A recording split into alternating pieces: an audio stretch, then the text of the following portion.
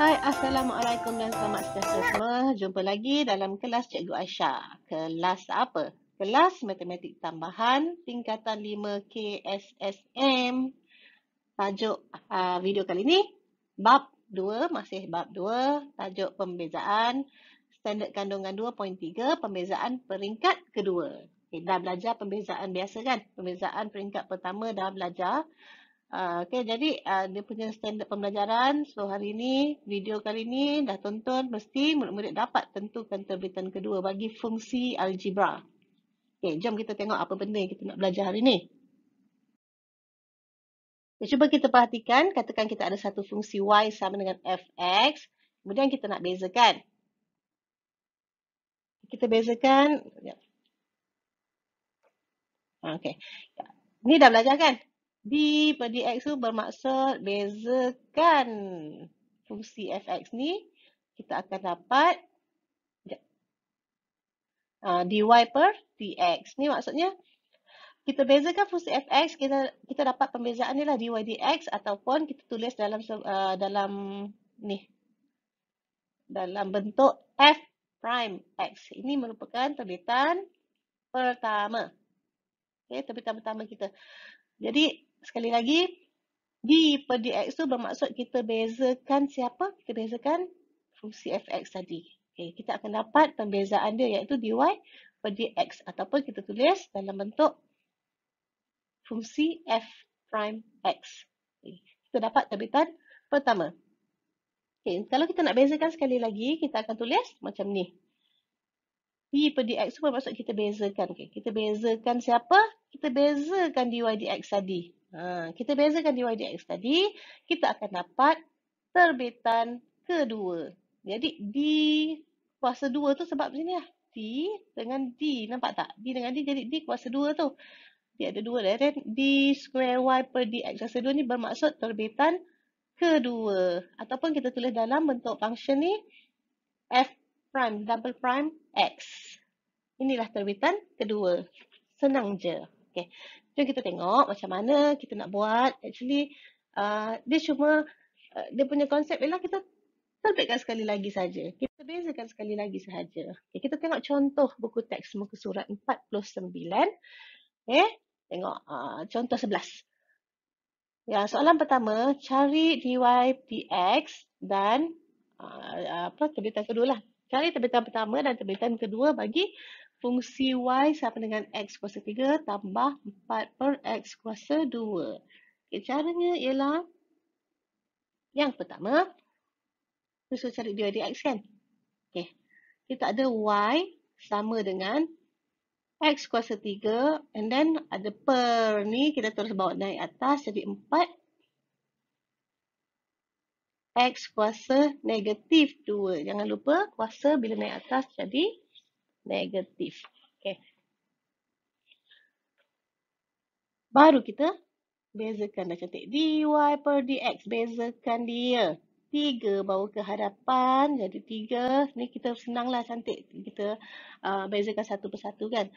And then x kuasa 3 tolak 1 jadi 2. And then negatif 2 darab dengan 4 jadi negatif 8. X kuasa negatif 2 tolak 1 bukan negatif 1 tetapi negatif 3. Okay. Dan kita tulis balik. Kita akan jadi 3x kuasa 2 tolak 8 per x kuasa 3. Okey. Terbitan kedua, kita bezakan dy, dx kita akan dapat d square y per dx square. Kita ambil yang atas ni sebagai panduan sebab dia dah siap satu baris kan. Kita dah naikkan x ke atas. So, bezakan. 2 darab 3 jadi 6. X. Dan x tu 2 tolak 1, 1 lah. And then negatif 3 tolak darab dengan negatif 8. Jadi positif 24. And then x tu negatif 3 tolak 1 jadi negatif 4.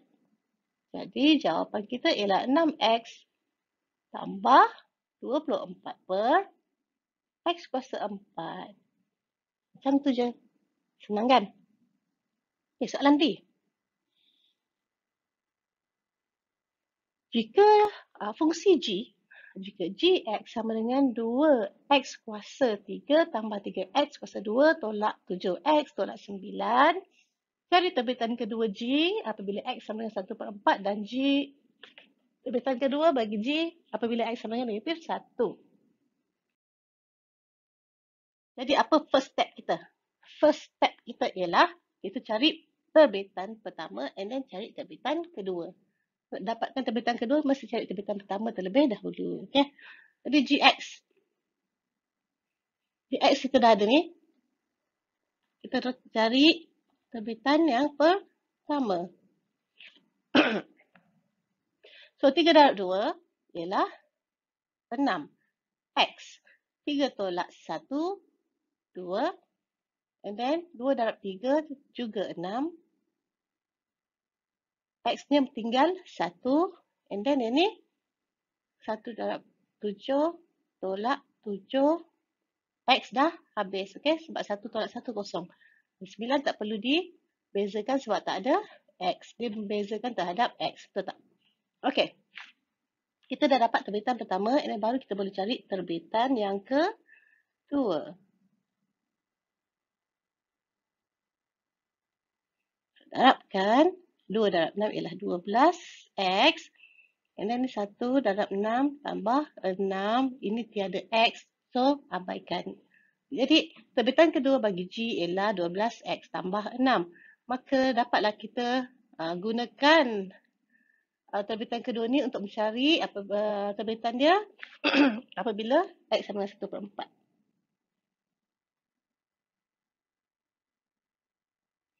Masukkan sahaja nilai X ke dalam terbitan tersebut. Maka kita akan dapat 3 tambah 6 dapat 9. Yang satu lagi, apabila X sama dengan negatif 1, sama juga kita masukkan nilai negatif 1 ke dalam X. So, kita akan dapat negatif 6. Okey, mudah kan?